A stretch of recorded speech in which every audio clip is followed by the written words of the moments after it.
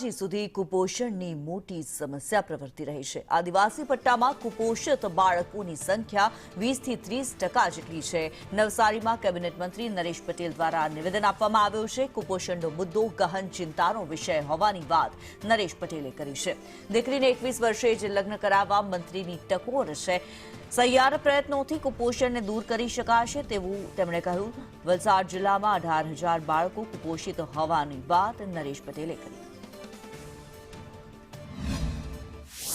વાલીઓ, સંસ્થાઓ, શૈક્ષણિક સંસ્થાઓ અનેક લોકોનો સહિયારો પ્રયાસ હશે તો ગુજરાત જે રીતે પ્રગતિ કરી રહ્યું છે એમાં કુપોષણનો મુદ્દો જે સામે આવે છે એમાં પણ આપણે ચોક્કસ બહાર નીકળી શકીશું। દીકરીઓની ઉંમર 21 વર્ષ 100% દરેક લોકોએ વિચારવું જ જોઈએ કે 21 વર્ષની ઉંમર દીકરા દીકરીની હશે તો મને લાગે ત્યાં સુધી સમાજ માટે પણ ચિંતાનો વિષય નહીં હશે।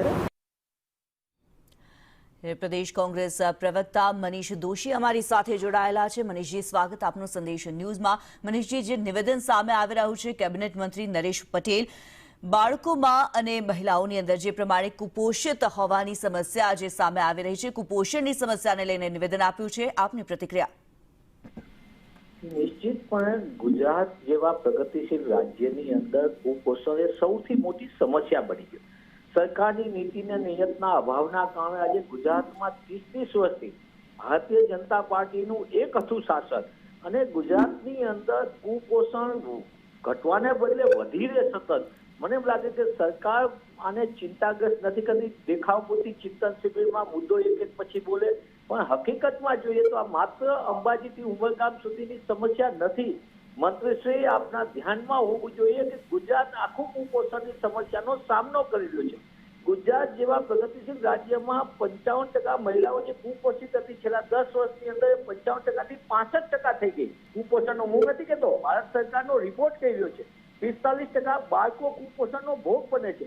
મધ્યાહન ભોજનમાં બેરોજગારી, ભ્રષ્ટાચાર અને મધ્યાહન ભોજનમાં નીતિ અને નિયમના અભાવના કારણે જે બાળકોને સારા કક્ષાએ સારું ભોજન નથી મળતું, એને જે આંગણવાડીની અંદર નાસ્તો આપે છે એમાં મોટા પાયે ભ્રષ્ટાચાર થાય અને ગેરરીતિ થાય છે। આંગણવાડીઓની સમસ્યા આપણે સૌએ સંદેશ સહિતના માધ્યમે અનેક વખત દેખાડી છે।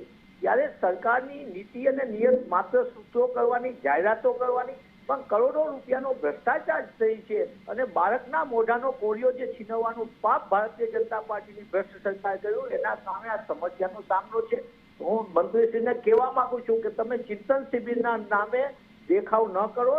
હકીકતમાં તમને ચિંતા ગુજરાતના બાળકોની હોય, મહિલાઓની હોય તો તમારે એના દિશામાં ઠોસ કદમ ભરવા પડે, ભ્રષ્ટાચાર અટકાવવો પડે, આંગણવાડીનું માળખું મજબૂત કરવું પડે, મધ્યાહન ભોજન યોજનાને મજબૂત કરવી પડે, અસરકારક લાગુ કરવી પડે અને ગુજરાતનું ભવિષ્યને સુધારવા માટે તમારે ચોક્કસ દિશામાં પગલાં લેવા પડે। બિલકુલ મનીષજી, આપ અમારી સાથે જોડાયેલા રહેશો। અમારી સાથે ભાજપ નેતા શ્રદ્ધાબેન રાજપૂત પણ જોડાયેલા છે। શ્રદ્ધાબેન, સ્વાગત આપનું સંદેશ ન્યૂઝમાં। શ્રદ્ધાબેન, કેબિનેટ મંત્રી નરેશ પટેલ દ્વારા કુપોષણને લઈને નિવેદન આપવામાં આવ્યું છે, પરંતુ જે પ્રમાણે મનીષ દોશીજી કહી રહ્યા છે કે આ પ્રમાણ જે છે તે 20-30%થી ઘણું જ વધારે છે, આપનું શું કહેવું?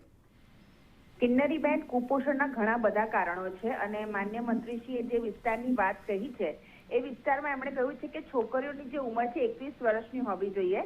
કુપોષણ હટાવવા માટે બાળકો માટે પહેલા માતા સુપોષિત હોવી જોઈએ। એક સુપોષિત માતા જે બાળક છે એનું કુપોષણ હટાવી શકે છે। આપણે જોઈએ છીએ કે જે વિસ્તારની વાત માન્ય મંત્રીશ્રી કરી રહ્યા હતા એ વિસ્તારોમાં 21 વર્ષથી નીચેની ઉંમરમાં લગ્ન થઈ જાય છે અને જી શ્રદ્ધાબેન, કે બાળકો વચ્ચેનું જે અંતર છે, બે બાળકો વચ્ચેનું અંતર એ 3 વર્ષની જગ્યાએ બહુ ઓછું હોય છે। તો એક તો પહેલા માતાના શરીરનો વિકાસ બી નથી થયો, એમાં એ પ્રેગ્નન્ટ થઈ જાય એટલે એ પોતે કુપોષિત હોય, પછી એ બાળકને ધવડાવવાનું શરૂ કરે, વળી પાછી પ્રેગ્નન્ટ થઈ જાય। બંને બાળકો વચ્ચે પણ જે અંતર હોવું જોઈએ ન હોય, તો આ એક આખી વિશેષ સર્કલ છે અને ખૂબ સારી રીતે પહેલી વખત જે રીતે ચિંતન શિબિરમાં વાત થઈ છે અને આ મુદ્દો, કારણ કે કુપોષણની લડાઈ છે એ સહિયારી લડાઈ છે। ગવર્મેન્ટ જે આપે છે એ ખાલી તમને એક પોર્શન આપે છે અને તમને જનજાગરણ કરવામાં આવે છે કે તમારે આહારમાં કઈ કઈ વસ્તુઓ લેવી જોઈએ, પરંતુ દરેકે પોતાના ઘરની અંદર જે પારંપરિક ખાવા પીવાની પદ્ધતિ છે, જે દાદી નાની સમયની પદ્ધતિ છે, એ પ્રમાણે ખાઈ પીને બાળકોને 6 વખત ખવડાવવાનું રહેતું હોય છે। આંગણવાડીમાં આપણે 2 ટાઈમ બાળકોને જમવાનું આપીએ છીએ અને ત્રીજું એક પોષણ આહાર છે એના ઘરે લઈ જવા માટે આપીએ છીએ. બિલકુલ, પણ શ્રદ્ધાબેન, અહીંયા જે મનીષજી અમારી સાથે જોડાયેલા છે, કોંગ્રેસ પ્રવક્તા, તેમનું એવું કહેવું છે કે આંગણવાડીમાં જે ભોજન આપવામાં આવે છે તેમાં પણ ભ્રષ્ટાચાર સામે આવે છે, ભ્રષ્ટાચાર વધુ જોવા મળી રહ્યો છે. જે કોંગ્રેસ છે ને પીસીસી ની બહાર નીકળીને તે ક્યારેય ધરાતલ પર જોતી નથી. અમે બિલકુલ સંપૂર્ણપણે માનીએ છીએ કે કુપોષણ હટાવવા માટે સુપોષણ જે છે એ સહિયારો પ્રયત્ન કરવો જરૂરી છે. એના માટેના સાયન્ટિફિક જે છે વૈજ્ઞાનિક, કારણ કે આના તો અમે એક્સપર્ટ બી છે, મેં તો આમાં અભ્યાસ બી કરેલો છે.